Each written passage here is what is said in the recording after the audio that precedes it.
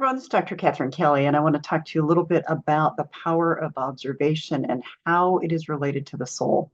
So, we have to remember that our emotions are very human based. Our emotions are very much about either our ego or our emotions, whereas our soul is clear of both of those things. And the emotions are messages to us that there's something that is out of alignment or something that needs attention. And our ego oftentimes tries to pull us off our center. So, how is observation important for us? When we can observe something rather than getting absorbed in something, it actually helps us step out of the human condition long enough for our souls to respond if, in fact, we know to do that. And so, our heads can lead us wrong, our hearts can lead us wrong, but that soul part of us never lies. It never tells us to go in a direction that's not going to get us where we need to be. Even if it leads us down a path that creates challenges, it means we're supposed to experience those challenges, but as part of our soul's evolution. So, I want to talk to you a little bit about how we can step out of that humanness that all of us have. I fall into it too. I call it the bungee cord effect, that we get kind of yanked like that bungee cord when we are in some sort of triggerable event, when we are feeling extra emotional about something. And it's that whole idea of how do we step outside of ourselves? And so, in some cases, we just have to acknowledge, okay, number one, I'm getting triggered. I need to step out of this. I need to look at the facts of this. I need to step out and see what I'm supposed to learn from the situation. And at other times, what we're supposed to do is actually go into a situation knowing that we have to observe in order to get through the situation. So it can actually be an in the moment kind of observation, or it can be that we step into that observation place before we actually get into a challenging situation. So, I want to give you a little bit of a metaphor. I give metaphors for so many different things because metaphors help us step into the experience of something. And when I give metaphors, it allows us to energetically and kind of through our imagination step into the situation. So, I want to encourage you to think about yourself as if you are on a movie screen. And what's going to happen as you're observing yourself is it's almost like there's a camera kind of looking over your shoulder.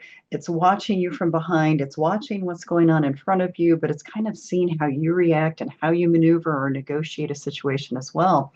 And when we can put ourselves into that space where we are observing ourselves in the situation, as well as everything else that's going on about us, we can get much more in touch with our soul. We can get into that soul space rather than getting all wrapped up in the human emotion or the discomfort of a situation. And so that's why we can go into a situation seemingly calm, regardless of how strangely overwhelming or exciting, even, or just kind of disillusioning. I mean, we can throw all kinds of words in there, but that's how we can get into a situation where we can go through our soul to respond rather than react. And it's all about that. It's all about responding and not reacting. So, when I'm teaching about the soul is not that complicated. It's about getting centered. It's about getting aligned. It's about getting in that space where we can, again, step out of the humanness of the situation, which is perfectly fine that we have those reactions. But it's about how do we learn to respond so that we can get on the other side of that situation in a way that is very mindful and grounded and basically without regret. Because how many times have we just reacted to something and then we're like, oh gosh, I really wish I wouldn't have reacted like that. But if we can step into that space and observe the situation for what it is, we learn so much more. We can stay so much more grounded. We can actually, again, make a conscious choice of what is going to align with who we are at that deepest level, rather than kind of making a fool of ourselves or having regret for how we've reacted. So the power of observation in the soul is so amazingly powerful, but it's also helpful for us to evolve. So, why do I say that? So, conscious evolution is all about being able to consciously observe ourselves when we are in a situation that we know we don't want to act the same old way, we don't want to do the same old thing, but we want to make a choice that is going to take us to the next level. And so that is where the soul is at. It wants us to evolve. It wants us to get to that place where we can rise above a situation from how we might have reacted in the past, observe ourselves in a split second and say, gosh, I want to do it this way instead. And there's so much power in the moment. There's so much power. And I've said before that basically becoming the moment becoming the moment actually allows you to rise above it. And so that's how we transcend those old patterns. That's how we overcome that knee-jerk reaction. That's how we get away from the humanness, is when we can, in those tough situations, go into it as, whew, I know this is going to be a tough situation. And yet I'm going to stay in observation mode because I'm going to rise above it. Now, I've had to do that a lot in my life. Now, sometimes I have to do it in the middle of a therapy session or a soul healing session because I'm watching a person react or respond in a way that I know that is coming from their woundedness. And then I have to kind of stay in that place as my own alignment so I can help them through it. Because if I react in a negative way, they're going to react in a negative way. So it's one of those things where it becomes very practiced the more you do it. And what I would encourage you to do is the next very uncomfortable situation that you think you're going to be in, I would actually put on that kind of movie screen effect and get yourself into that space of saying to yourself consciously, I'm going to observe myself throughout this situation. I'm going to put myself in a situation where I don't react, but I'm just learning about what's going on in front of me. I'm going to notice what other people are doing, what they're saying. I'm going to notice basically what kind of energy I'm having. Am I escalating? Am I getting activated from my own triggers? And then just become ultra, ultra, ultra conscious of those moments. And that observation is going to teach you so much, and it's going to prevent you from having those regrets. And I say regret on purpose because to me, regret is the worst betrayal of our own soul. And what I mean by that is that think about how many times we've gone against what we believe, gone against who we are, gone against what we feel like we're supposed to do or not do in a situation, and then we have regret about it. And it's because our soul is trying to tell us, it's trying to give us the information we need for that very next second in life to get us to the next second and the next second. But if we go against that, then we derail ourselves from our alignment. And so, again, that conscious evolution is all about how we observe ourselves each step of the way. So, again, I want to challenge you. The next difficult situation that you think you're going to be in, put yourself on that movie screen, enter it with that observation mode.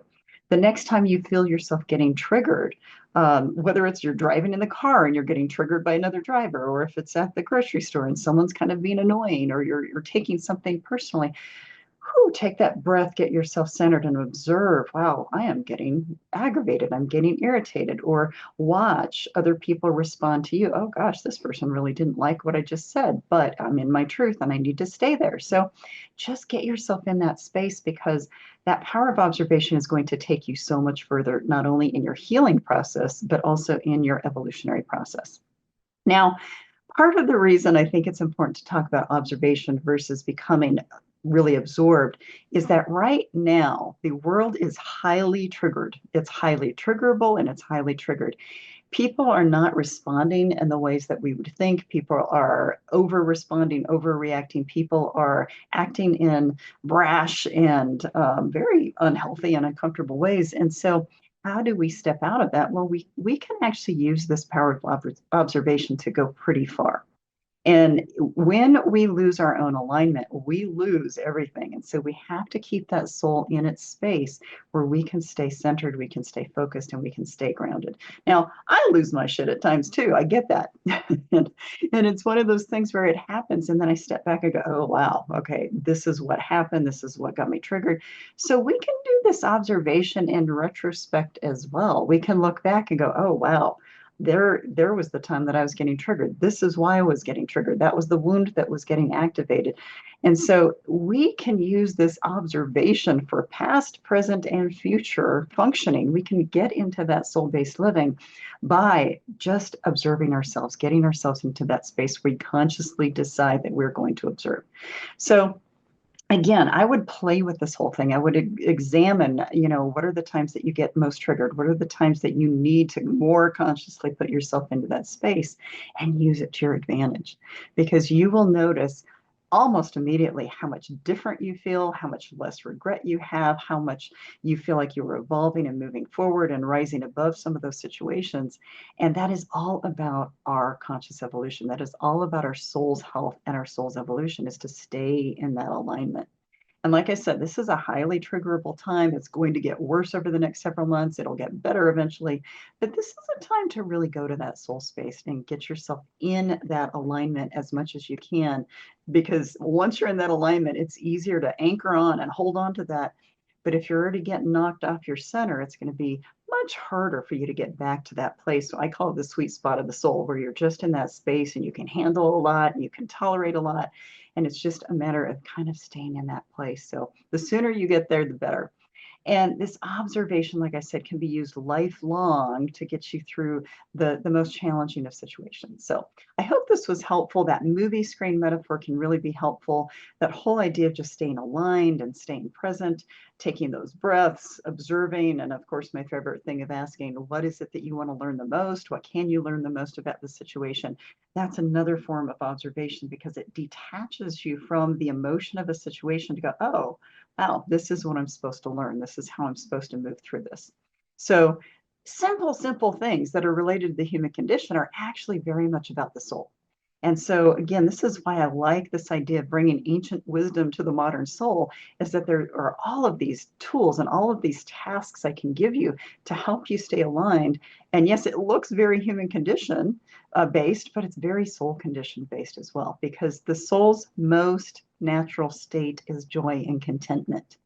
And we can't get to that joy and contentment unless we are staying aligned and staying in that observation mode. So this is one of my favorite things to teach people, but I also think right now, this is like our golden tool in our toolboxes to just stay aligned, stay in that place where, again, I do call it the sweet spot of the soul, but it's also this power place. When you are in that place, you feel so much more powerful, so much more aligned and grounded and anchored. So just a few tips for you. I hope this was helpful. And again, more ancient wisdom for the modern soul coming your way. But this is something about the soul. We make it much more complex than it is. And I just want to make it very simple for you to realize that the soul and the human condition are in a constant dance, but we can learn to use these tools. We can learn to overcome and master this human condition thing once we stay in that soul space. So have a wonderful day, more to come, and thank you for listening. Bye-bye.